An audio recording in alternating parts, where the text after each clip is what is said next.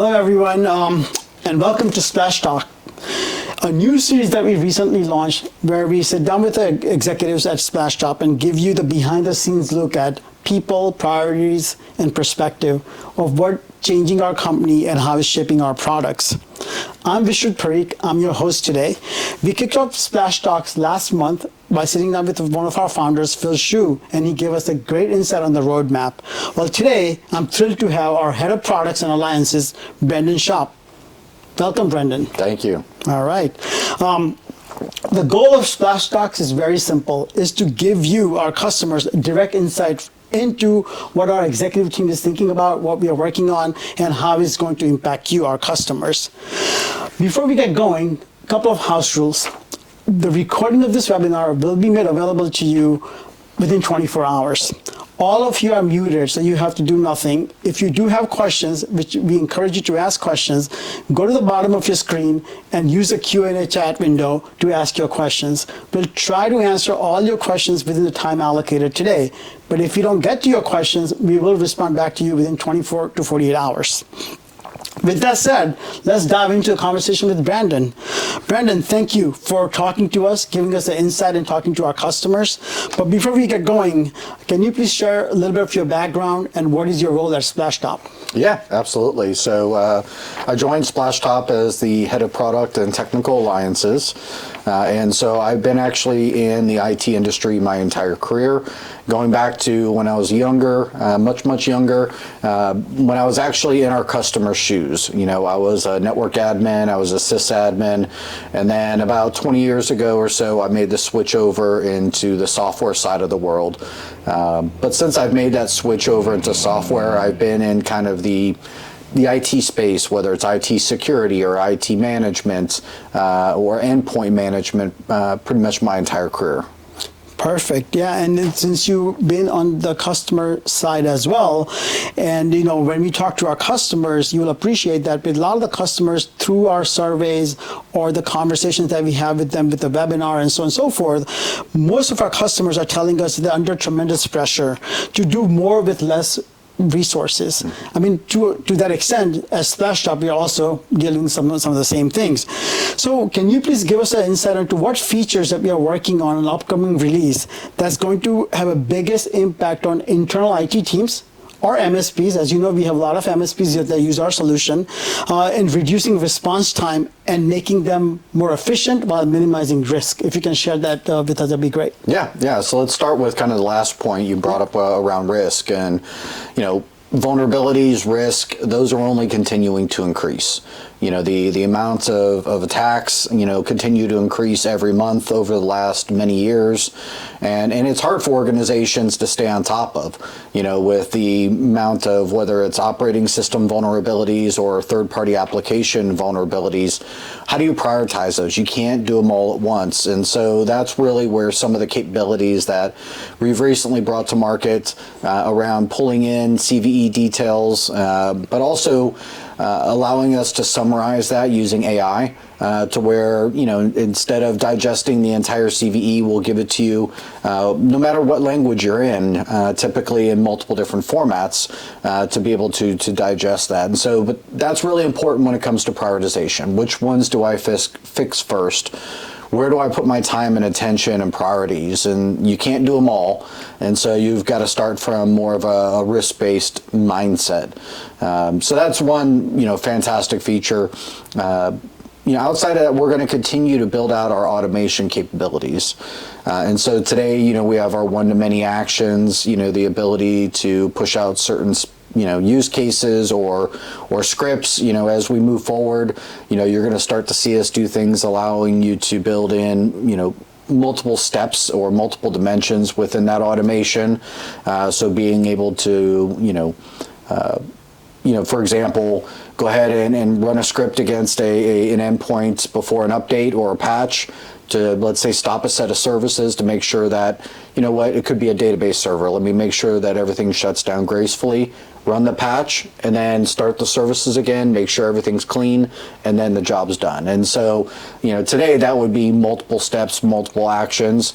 And as we move forward, we're looking at how do we streamline that? How do we automate more of that? You know, some of that's today, some of that is in the roadmap as we get into 2026 and even beyond that. And so, and then the other thing that's really nice too is the configuration management sets of capabilities. You know, so, you know, I talked about automation, that was very broad. Configuration management, you know, we're looking at it more from a policy-driven approach. So what are the common settings, things like wireless profiles, if you have BitLocker enabled or not on an endpoint, or FileVault if you have a Mac, you know, if you have a proxy set up. So there are common things that typically a sysadmin will do as they're building out an endpoint or configuring an endpoint. And so the fact that we have our policy-driven framework, you can define that as what is kind of your how do you want that endpoint to behave, and we'll always make sure that it's configured that way for you. So again, you won't have to watch for drift or things changing in your environment. We'll do that for you, and we'll rectify automatically. That's excellent. Now, thank you for sharing that detail, Brendan. As you mentioned, you know, security is always on top of our customers' mind. They always think about security. And as you know, that our product is so versatile that we have customers that are small businesses, we have MSPs managing their clients, we have large customers. So considering all those different types of customers that we have on our platform, how do you see enhanced endpoint security features like EDR, CVE, identification with AI summaries? How do you think makes our customers' environment stronger and gives them ease of mind that they have something in place to take care of their environments? Yeah, no, it's a great question. And so, you know, when you're talking about things like AVE or EDR, you know, to your point, it's really about that peace of mind, you know, that I don't have to be constantly watching it. I don't have to be constantly observing it. That, you know, I've got some tried and true and vendor leading technology that is doing it for me. And so that's why, you know, we look to partner, you know, with multiple folks out there in the industry, you know, depending on if you're, you know, a smaller customer or, like you said, if you're a larger enterprise, you know, your needs and kind of the capabilities that you need from a solution are going to be different. And so, you know, it's not one size fits all. And so that's why we're looking to partner with a few different vendors that really strive and they're given capabilities as well as segments in the market.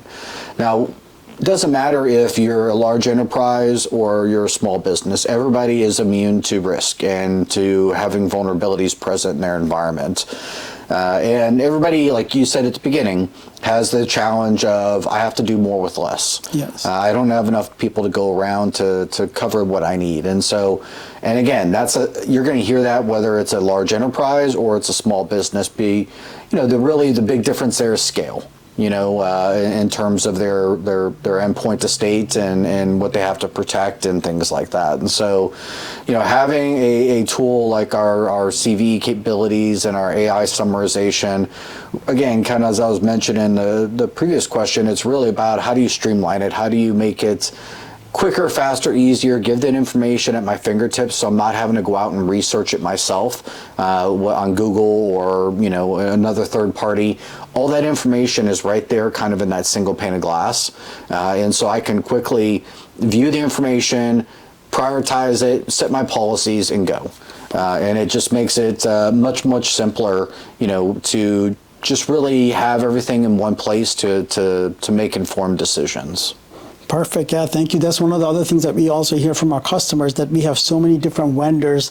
How do you, Splashtop, help us manage that and centralize in one platform? So to your point, having everything in a single pane of glass is incredible for a company of different sizes. That's yeah. Right. Also, I mean, it's perfect. Can you also talk about, you know, how centralized software inventory and custom endpoint attributes actually work, and how, like, what would be some of the, if you can give an example, how can customer leverage that to make their environment safer and more optimize their resources? I mean, yeah. Yeah. So I'll start with the first one with the centralized software inventory. And, you know, today we you know, we have our streamer down on that endpoint, and we're able to see certain information and collect certain information off that endpoint.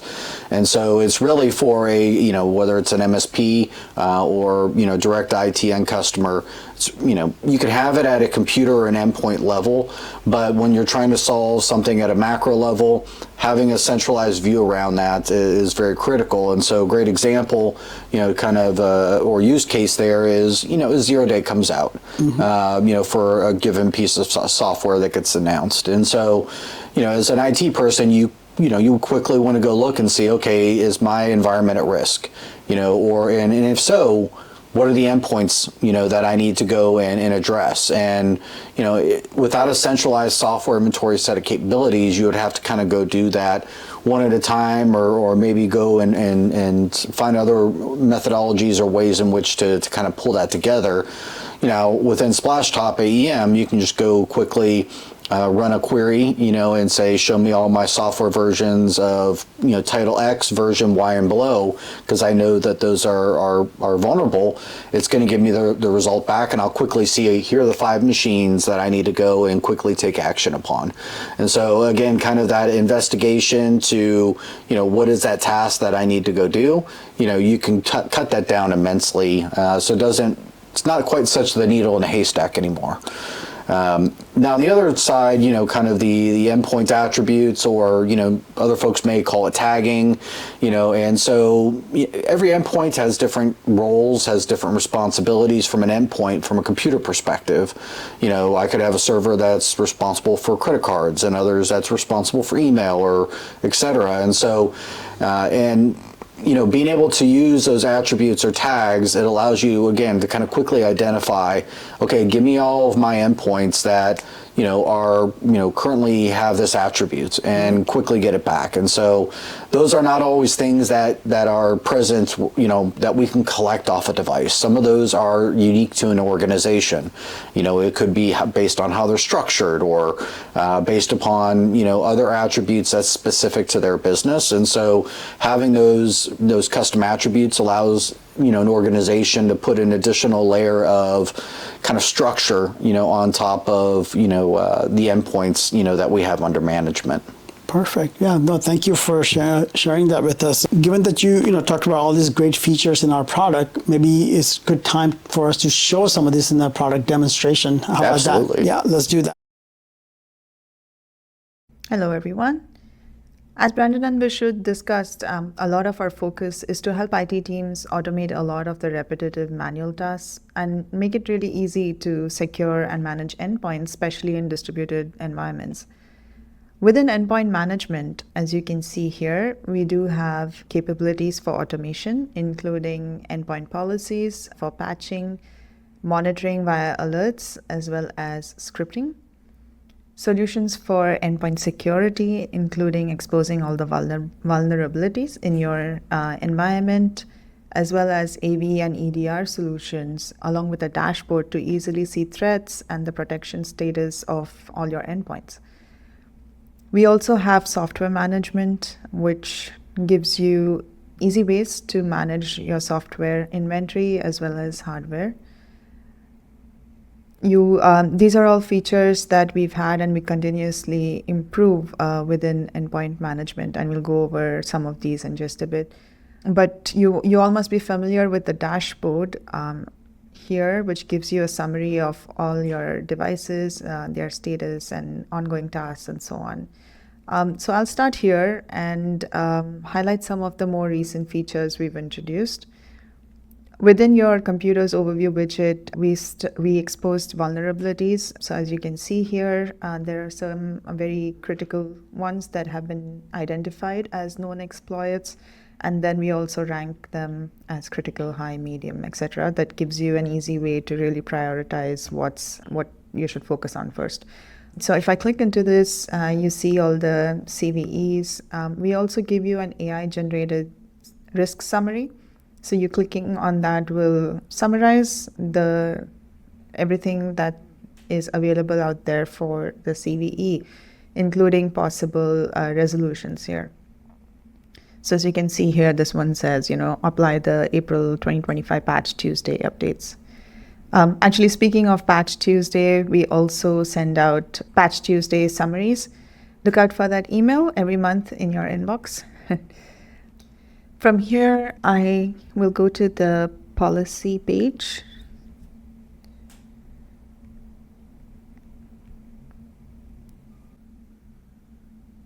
You all must be familiar with this streamer settings here, which gives you an easy way to manage the Splashtop streamer settings without having to redeploy it. Within our software patch, we are continuously introducing new software that we support, so be on the lookout for those. Within the OS patch as well, this is not recent, but I will highlight that you can now select manual or automated approvals based on the patch category. So for example, I can set the security and critical updates to automated approval, so they happen as soon as possible, but then you can manually gate any driver and feature pack updates, etc. You can also do major feature updates, for example, from Windows 10 to 11, from within the policy as well. And this is something that we will be releasing shortly, which is our endpoint configuration. This is a way to manage your endpoint settings, like enabling screen lock on inactivity,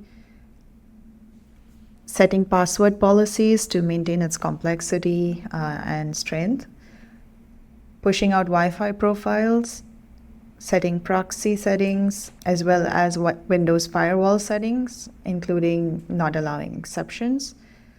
So this is coming out soon. Look out for that.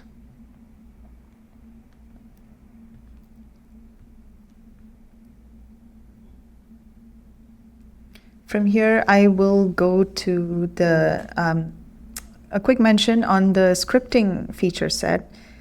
So a quick reminder here is you can execute actions like system reboot, OS updates, remote command, pushing executables, transferring files, installing MSI, and so on across multiple endpoints. So you can execute them instantly or schedule them to run at a later time. So up until recently, if a computer was offline when this action ran, it would miss the action on that computer. But now we cache it for 7 days. So even if a computer is offline during the execution, it will retry when it comes back online. So that's a very neat improvement that has been requested a lot. So I wanted to highlight that. Okay, moving on from here to our security feature set. So our endpoint security dashboard here, as you all must be familiar, gives you an overview of your endpoint security status, detects threats, etc. From here, you can buy and add on, basically Splashtop AV, and manage the policies for the AV within here. Soon, as we discussed, we'd be coming out with EDR integration as well, wherein you can better integrate your EDR solution from within here. I also want to highlight a brand new vulnerabilities page. So similar to as I showed you from the dashboard widget, this is just a dedicated page for you to more easily view all the CVEs and drill down into the computers and the affected operating systems, so you can easily navigate from within here. All right, moving on to the software management. I will start with the software inventory page that we recently released that gives you a view of all the software that's been deployed on your Splashtop computers. So this is a very easy way for you to make sure that there's no unauthorized software installed, that you are running the minimum versions that you want to across the computers, and making sure that the updates happen. You can easily drill down to the endpoints that have that software and so on. So very easy way for audit and compliance processes and just day-to-day viewing of all the software in your environment. I'd also like to highlight the software patch page that allows you to easily manage the life cycle of the patches that are being deployed in your environment. So pending is for those that you set for manual approval, where you see, you'll come in here and approve manually if you have set it that way in your policy. These are the ones that have been either automatically approved or manually approved by you that are awaiting installation. These are the ones that have failed, and you can quickly drill down to the fail reason within here. These are the ones that have been installed in your environment and the ones that you rejected approval for. So very easy way to see all the patches that are being deployed in your environment. Similarly, we have one for OS as well.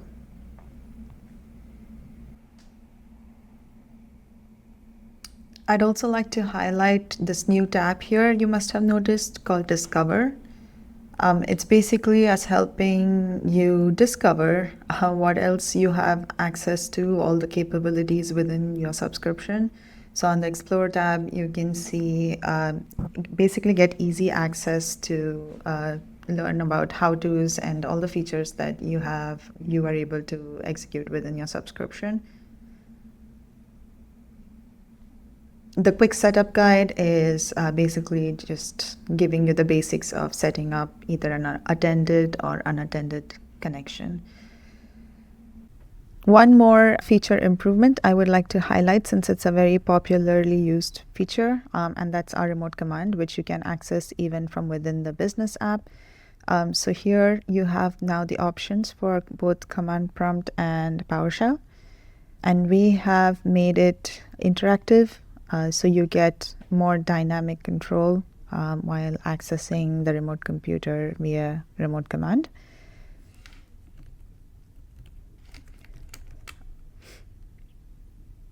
So it's like as if you were sitting right at the computer. Like for example, you can use the tab command, and it's much easier to use now after this improvement. All right, that is all I had to demo. Please let us know if you have any questions while you are testing out these features. We do offer a free trial as well for our AEM functionality. All right, back to you, Vishruth and Brandon. That was a great demo of all the things that you just talked about, Brendan. Now, you have mentioned that these updates or the changes that we make to our product, the roadmap that is driven, that Phil also talked about last month, is based on customer feedback. We listen to our customer. Can you share an example of a real customer feedback that we got and that translated into the product that we are going to release, or we have it today, so that I want to encourage our customers who are listening today to give us feedback, because we do listen and we do incorporate that into our product. So can you give an example of that? Yeah, no, absolutely. There's actually a great example going back to the webinar that you did with Phil that you mentioned. We actually had a customer that reached back out to us and, expressed, thanks and gratitude, because some of the feedback that they had given, they're seeing, show up in the product, but also show up on the roadmap as well. And so, some of the things around, OS and third-party application management, as an example, was a feedback point. But I mean, it doesn't have to just be big features. We take a lot of feedback on smaller enhancements. How can we make the product easier to use? How can we make it more efficient, and effective within your environment? And so, it doesn't just have to be kind of the big features, the big things that you go out and talk about in the market. We're always looking at,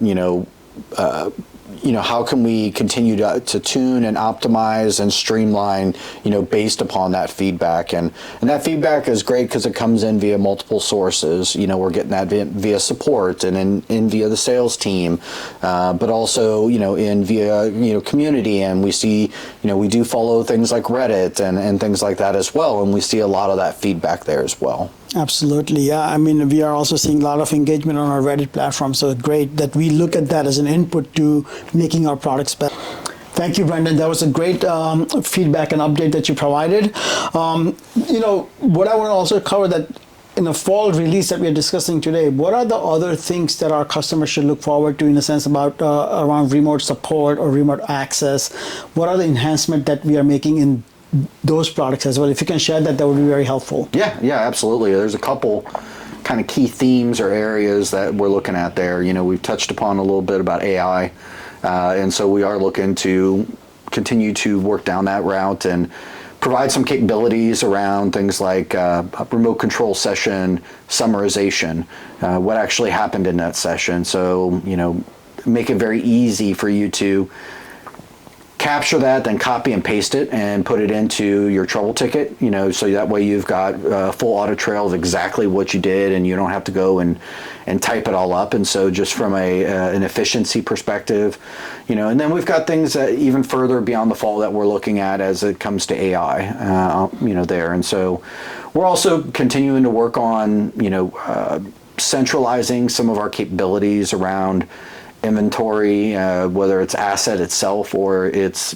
the software that's on that endpoint, and providing a centralized view into that. And so and then some of the other things that we are working on as well that's very compelling is things like conditional access.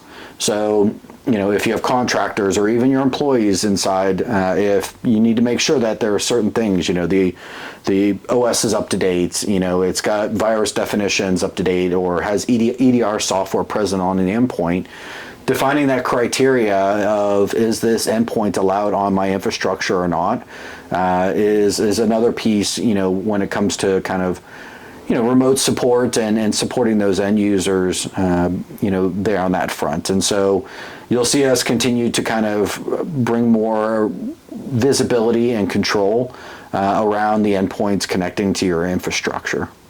Absolutely, yeah. So as we started in the beginning, as we talked about in the beginning, that doing a lot more with fewer resources, all the things that you're talking about is in line with allowing our customers to do more with less resources. Is that what I'm reading? Yeah. Yeah, absolutely. And I think the key thing, I think you said it, is how to do more with less. Yeah. So it's not how do we replace engineers or how do we allow you to reduce engineers. It's more about you have more on your plate than you can do with the staff you have. Right. You have a lot of common tasks and activities that you need to do in order to maintain your infrastructure day to day.